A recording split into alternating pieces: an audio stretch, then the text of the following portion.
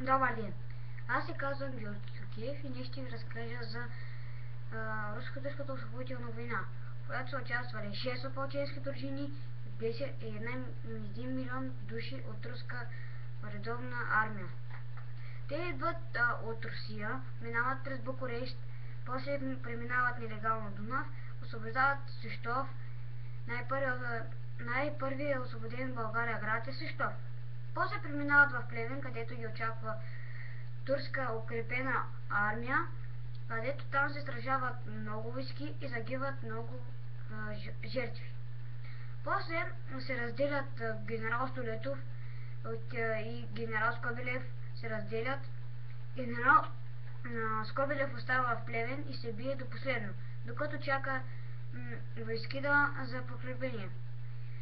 Генерал Столетов отива и освобождава Севлиево, Габрово и Търново.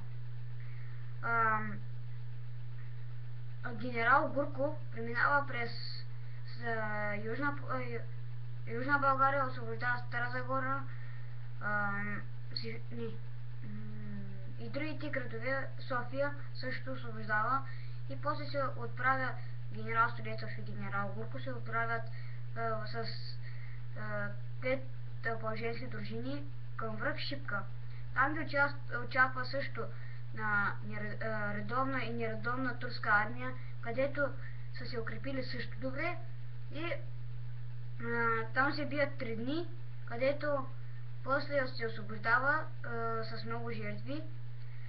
После се подписва мирния договор в Сан Стефано, днешна Турция, където се освобождава България в Княжество България и Източна Румелия.